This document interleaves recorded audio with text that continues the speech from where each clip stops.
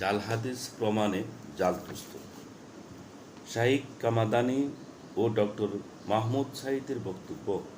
আলোচ্য হারানো পুস্তকটির ৩-৪ পৃষ্ঠায় মিশরের নাগরিক ও আরব আমিরাতের অবস্থানকারী প্রসিদ্ধ মুহাদ্দিস ডক্টর মাহমুদ সাঈদ মাহমুদ এর একটি প্রশংসাপত্র বিদ্যমান। বস্তুত পুস্তকটির সম্পাদক সাঈদ হিমায়ারি তার পাণ্ডুলিপি মাত্র ২ জন আলিমকে দেখতে দেন, শাইখ আদিব কামাদানি ও ডক্টর মাহমুদ সাঈদ। শাইখ কামাদানি সিরিয়ার একজন মুহাদ্দিস ও পাণ্ডুলিপি বিশেষজ্ঞ। সংযুক্ত আরব আমিরাতের দুবাই প্রদেশের ওয়াকফ মন্ত্রণালয়ের গবেষক হিসাবে তিনি কর্মরত ছিলেন।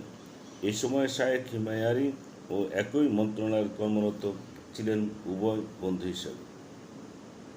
বন্ধু হিসাবে। তিনি বলেন, শাইখ হিমায়ারি মুসান্নাফ আব্দুর রাজ্জাকের কোনো পাণ্ডুলিপি থেকে নূর মুহাম্মদের বিষয়টি প্রমাণ করতে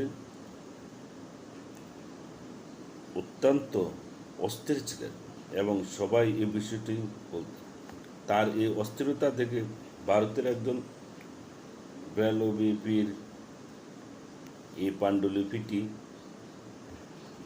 তাকে এনে দেন। পাণ্ডুলিপি পেয়ে হিমায়ারি আনন্দ প্রকাশ করতে বিশাল মেজবানির আয়োজন করে। হিমায়ারি কামাদানি ও মাহমুদ সাঈদকে পাণ্ডুলিপি দেখতে দেন। কামাদানি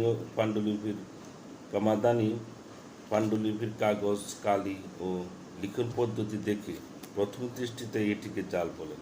তিনি বলেন, পাণ্ডুলিপিটির বয়স ২ বছরের বেশি হতে পারে না। কিন্তু হিমায়ারি এটিকে জাল বলে মানতে কিছুতেই রাজি হন না।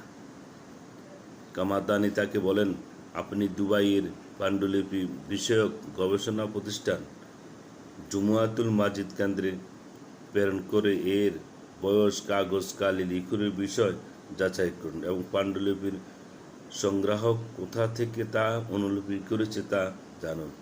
হিমায়ারি বলেন, পাণ্ডুলিপিটির সংগ্রাহক বলেছেন, সোভিয়েত ইউনিয়নের একটি লাইব্রেরি থেকে তারা পাণ্ডুলিপিটি অনুলিপি করে এনেছেন, তবে মূল পাণ্ডুলিপিটি যুদ্ধে নষ্ট হয়ে গিয়েছে।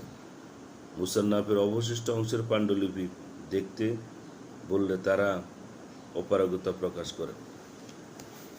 দ্বিতীয় ব্যক্তি ডক্টর মাহমুদ সাঈদ মাহমুদ প্রসিদ্ধ মুহাদ্দিস ও হাদিস গবেষক। তিনি পাণ্ডুলিপিটির সম্পাদক। শাইখ হিমায়ারির মত সুফি সালাফিগণের বিরুদ্ধে তার অবস্থান সুপরিচিত। আমরা দেখি তিনি এই হারানো পুস্তকের প্রশংসাপত্র লিখেন, কিন্তু ২ বছর পরে ২০০৪ সালে তিনি তার প্রশংসাপত্র প্রত্যাহার করেন এবং বইটি অনির্ভরযোগ্য বর্ণনা করে একটি প্রবন্ধ প্রকাশ করেন। প্রবন্ধটির নাম হল মুসান্নাফ আব্দুর রাজ্জাকের হারানো অংশের নামে যা ছাপা হয়েছে তার বিষয়ে শাইখ মাহমুদ সাঈদের বক্তব্য। এই প্রসঙ্গে তিনি উল্লেখ করেন, আকিদা ও আমলে তিনি শাইখ হিমায়ারিকে অত্যন্ত শ্রদ্ধা করেন ও ভালোবাসেন। হিমায়ারি তাকে যখন পাণ্ডুলিপিটি দেখান তখন তিনি ২টি কারণে এই বিশুদ্ধতার বিষয়ে সন্দেহ পোষণ করেন। পাণ্ডুলিপিটির কাগজ এবং কালি এবং পাণ্ডুলিপির উপর এর সনদ, শ্রবণ, মালিকানায় ইত্যাদির তথ্য লেখা নেই। দুবাইয়ে জুমুয়াতুল মাজিদ কেন্দ্রে পাণ্ডুলিপিটি পাঠালে তারা বলে পাণ্ডুলিপিটির বয়স সর্বোচ্চ ৫০ থেকে ৬০ বছর। হিমায়ারি এই পুস্তকটি প্রকাশের সিদ্ধান্ত নেন এবং তাকে একটি প্রশংসাপত্র লিখে দিতে অনুরোধ করেন। তিনি পাণ্ডুলিপিটি পুরো না পড়ে শুধু তার ভূমিকার উপর নির্ভর করে একটি প্রশংসাপত্র লিখেন। পরবর্তীতে বিভিন্ন তথ্য উপাত্তের মাধ্যমে তিনি নিশ্চিত হয়েছেন যে পাণ্ডুলিপিটি অনির্ভরযোগ্য। মুমিনের জন্য ভুলের পক্ষে হুজ্জতি না করে ভুল স্বীকার করে সত্য গ্রহণ উত্তম।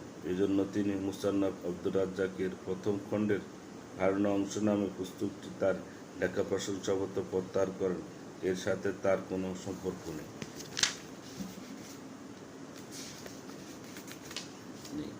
তিনি আরও বলেন যে আলোচিত পুস্তকের বাতিলকৃত প্রশংসাপত্র তিনি নূর মুহাম্মদের বিষয়ে ইয়ক হাদিসটির প্রসঙ্গ মোটেও উল্লেখ করেননি, কারণ তার উস্তাদ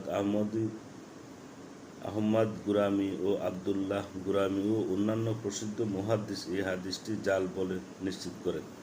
একটি বইয়ের প্রশংসাপত্র লেখার জন্য বইটির মধ্যে বিদ্যমান সকল হাদিস বা জাল হাদিসের বিষয় ব্যাখ্যা করা প্রয়োজনীয় বলে তিনি মনে করেননি। এজন্যই তিনি উক্ত প্রশংসাপত্রের হাদিসটি জালিয়াতির প্রসঙ্গ আলোচনা করেননি। বিস্তারিত আলোচনা করে তিনি বলেন, মোট কথা, মুসান্নাফ আব্দুর রাজ্জাকের প্রথম খণ্ডের হারান অংশ নামে প্রকাশিত বইটি একেবারেই অনির্ভরযোগ্য। এই বইটি রেফারেন্স দেওয়া বা অনুবাদ করা যাবে না। ধন্যবাদ সবাইকে। আসসালামু আলাইকুম।